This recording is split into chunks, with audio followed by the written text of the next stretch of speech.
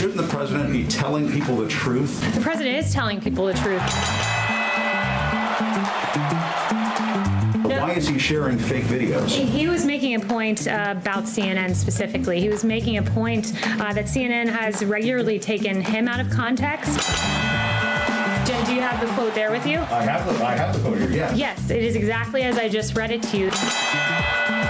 So if anyone needs to be fact-checked, I think it should be the media. There are news outlets that make mistakes from time to time. We own up to those mistakes. We correct those mistakes. Not always.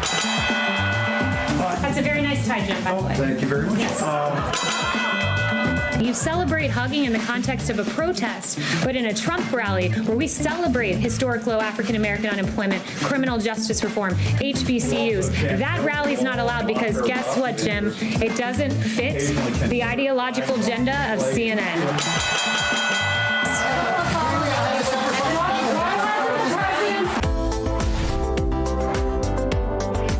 I'm Stuart Shepard, and this is First Liberty Live. First, thank you for liking and sharing our videos. You are an important part of this project, and I am grateful for the help that you give us. Thank you for passing it along to your family and friends. If you care about these issues, they will too. Former White House Press Secretary Kayleigh McEnany has a book coming out in December. It is titled, For Such a Time as This, My Faith Journey Through the White House and Beyond. She's currently in the Beyond, moved on from the White House, and that sounded exactly like something we want to talk about. So hi, Kayleigh. Hey, good to join you, Stuart. You spend an entire chapter in your book talking about the foundations of your Christian worldview and how that came to be. Tell us how your faith came to be such an important part of how you view everything. Well, I grew up in a small town called Plant City, Florida, with two wonderful parents who really instilled in me the values of faith and family and hard work, and took me to my Southern Baptist church. And I grew up in those pews and went on to go to Catholic school, and it's that foundation that my parents, firmly sown within me that stayed with me even as I left to go to more left-wing institutions, shall we say, like Harvard and Oxford and Georgetown. So it's certainly my family putting those values in me. Something that always impressed me about you is you are not afraid to take the hard questions and not afraid to push back on those hard questions. And I read in the book that where you got the knack for finding the right answer started all the way back there in Plant City High School on the high school debate team at the winter strawberry capital of the world. Tell me how that early debate experience and then your experiences since then helped set you up to be able to handle the hard questions. Yeah, so I actually went to the Academy of the Holy Names in Tampa, Florida. We lived in Plant City until my senior year, but I went to a all-girls Catholic private school, and while I was there, I did do debate. I was also a cheerleader, but I really loved debate, and that's where I excelled on Saturdays doing those debate tournaments. I was someone who grew up in my dad's truck listening to Rush Limbaugh, and I really learned my political truth from the great late Rush Limbaugh. So when I went to those debate tournaments, I came with my Ronald Reagan quote book. I started virtually every, I did Congress. That was the event that I chose to do. And I started every speech with a Ronald Reagan quote, basically every speech. And then, my political views were informed by my entire livelihood growing up in those informative days of my younger years, listening to Rush and forcing my friends to listen to it as well as I grew to go into high school and drive for myself. You spent quite a few pages in the book explaining the value to us personally of an honest, fair, hard question. And you say it illustrates a biblical truth that's found in Proverbs about sharpening our mind. Share a little bit about that.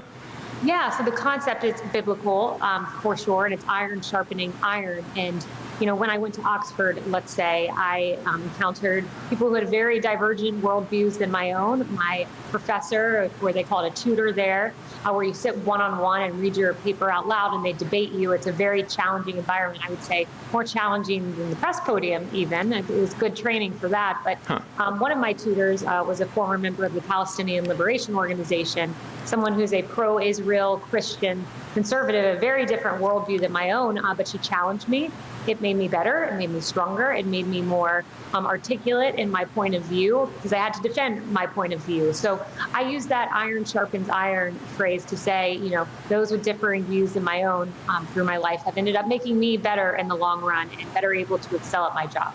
Because we work in the legal profession and are in court cases, that idea of hearing other ideas while maintaining your own point of view is such an important thing from a Christian perspective, for us to be able to maintain our witness while we're also maintaining our worldview. I'd like you to unpack just a little bit, because you talk about this in the book, how that professor that you just mentioned, it helped you understand that you can maintain your Christian worldview while maintaining respect and understanding for people who take a very different point of view. How do we do that in real life day to day?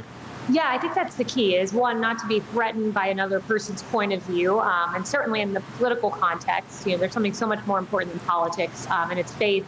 And it's, for me, being a Christian believer, but understanding that the alternative viewpoint can coexist with your own, and never allowing someone else's alternative view to kind of, for lack of a better word, trigger you to lose your cool.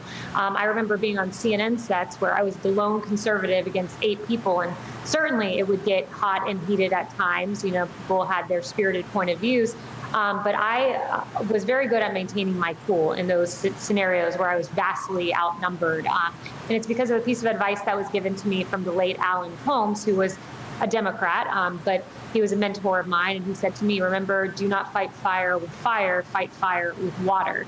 And what he meant by that was so sound, that if you don't lose your cool, if you're the person who's calm, still, maintain the truth, but if you can be calm in doing so, you automatically get people to listen to what you have to say by virtue of your presentation. So I think that's important, just knowing that it's okay if someone has a different point of view than you. Keep your cool and have your facts. We are currently representing several clients who were fired because of their faith, a football coach, a couple flight attendants. We're currently at this moment representing 40 Navy SEALs who are at risk of losing their careers because they're requesting a religious accommodation against the Department of Defense's vaccine mandate. You tell a story in your book that reflects on the ridiculous cancel culture that we're in, and it starts out light, but you make a really important point. You called it the Dominos Pizza controversy. Unpack for us what happened then, and then apply that to where we are today. Yeah, so that was crazy. And it just illustrates how inane and ludicrous the dialogue has gotten, and how personal that it's gotten. More vitriolic, it seems, sometimes than ever before, the back and forth, and almost silly at times. This illustrates that, I was White House press secretary. I've had a Twitter account for a long time. Many moons before I became White House press secretary. I think I was working at Fox as a producer at the time, maybe. I tweeted, at Domino's, I love your pizza way better than New York pizza. I'm a big fan of Domino's. Which is a highly controversial position. I just want to establish that, but go ahead. It is very controversial. But one time a Lincoln Project member tweeted at Domino's and said something to the effect of, Domino's, you've lost your reputation. I don't remember exactly what he said, but something targeting them. For a tweet I had sent many, many years before I even became press secretary. It was insanity that they try to cancel Domino's over a tweet that was sent before I was even press secretary. But Domino's actually, to their credit, tweeted in response, wow, that's 2020 for you. And I'm paraphrasing. And they were making the point, look at how crazy it's all gotten, that you can't even just say you like a simple brand of pizza. It really is something else. But my staff celebrated. I got them all Domino's pizza, and we made light of it and had a lot of fun. What does that tell us about the proper response to cancel culture? How do we learn from that when people try to cancel us today? What's the right way to combat that? I think share your truth louder, always in a graceful manner, but share the truth loudly. Be bold.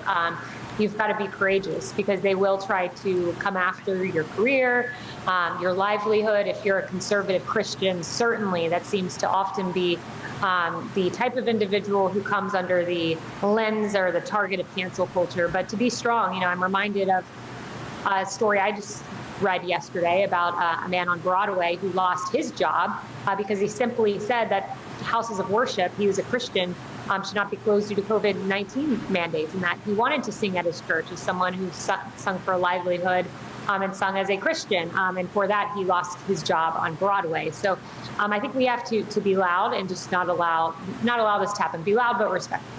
You devote an entire chapter in the book to the world's most adorable little girl, your daughter, Blake. And you talk about what's that again? who's napping right now. I'm trying to. I'll try to keep my voice down then. But you talk about the pressure of balancing a highly demanding job, I mean, one of the most demanding jobs in the world, with the demands of being a mom. What did you learn during your time at the White House that other moms can benefit from? Well, I learned that moms are real heroes. So are dads. My husband does a great job helping with some of those duties. But look, I think the one thing is to know that there's never a wrong time to have a child. And what I mean by that is this. You know, I got this high profile job on the Trump campaign, so before I ever became press secretary. And I thought to myself, what better time to have a child than now, taking on this new enormous role? But I didn't let that stop me or deter me. I was someone who wanted a career, but also had in my heart to be a mother. So my husband and I got pregnant. I had Blake. We took her all the way from Iowa to New Hampshire with the help of my mom and many others. And then I took the job as press secretary. I was nervous about taking it because it meant being away from her. During the pandemic was raging, so I had to leave her in Florida, and I had to go myself to the swamp. So I was nervous to leave her behind, but you know, I remember like crying and my physical tears dropping on her cute little sweet body, and she lit up in that moment with her very first smile. And I knew it was her way of saying, Mommy, go do this, and God's way of saying, go do this. So I think if you have in your heart that you want a career and you also want to be a mom, you don't have to let either desire go. It's very challenging, I know, to find childcare and all the time consumption of being a mom, but there's a way to make it work. And I think I'm living proof of that. I've often talked to young people who are concerned about the idea of going into a career in public service, whether running for office or a job like you had, working in an administration or someone's office on Capitol Hill. What's your advice for young people who are Christian or people of faith who are wanting to pursue that kind of career? What should they be thinking going in? I think, number one, your reputation is everything. So go in, work hard. There's a lot of people, a lot of staffers in congressional offices, fewer in the White House or the West Wing or the executive branch. Generally, there's a lot of young people there. So work hard and be passionate, because I had a burning passion in my heart instilled in me from listening to Rush all those years. And I also worked hard and always tried to work harder than the person next to me. And it got me a long way. Eventually, like my dad said, hard work beats talent when talent doesn't work hard. So, hard work, I think, is what got me to where I am, and being creative and constantly being the person that put my head down and just did the job. So I think that would be my best piece of advice. Long ago, when I was in high school, I got in the habit of starting every book by reading the very end before I read the book. So I hope I don't ruin it for anybody, but I'm going to read the very, very end of your book. You close with these words of encouragement, and this is you speaking. God has for you a plan, a purpose. No one can stop his plan for your life. He will lead you to victory and carry you through the trials if you only let him. Indeed, you are here for such a time as this. This is my story. You're speaking there, but rest assured, he has already written yours. How do we live that out every day? Yeah, I think by trusting in him. I think it's, thank you for reading the end of my book. Obviously, you put a lot of thought into those last words to leave readers with. I talked about my life journey, and there were certainly trials and tribulations. I've had a pretty blessed life. I would be the first to admit that, but, I had the breast cancer gene, the BRCA2 gene, and had to overcome a health adversity. Obviously, I fought hard to get my way to eventually become press secretary. There are certain trials that come with that. It's obviously competitive in politics, and but my point in mentioning that is God had a plan for my life, and I do believe he wanted me to be press secretary in that moment of time in the Trump administration. And when you can rest assured that no matter what's happening professionally or personally, that God has your journey laid out. And it's hard to do this. I had many times where I worried quite a lot. But when you know that he's got a master plan and all you have to do is follow his plan, make good choices, live life like a Christian man or woman with integrity, and work hard, he will take you to that ultimate endpoint where he wants you and desires you to be, and where you will be most fulfilled because you're ultimately fulfilling God's plan. So when my dad, when I was nervous taking the job as press secretary, said to me, maybe you were made for such a time as this. Obvious words from the book of Esther.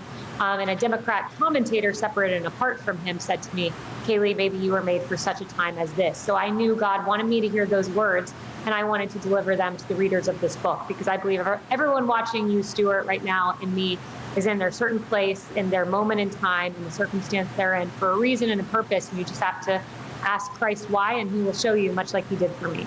Very encouraging. I know you've got a busy schedule. Anything else you'd like to share before I let you go?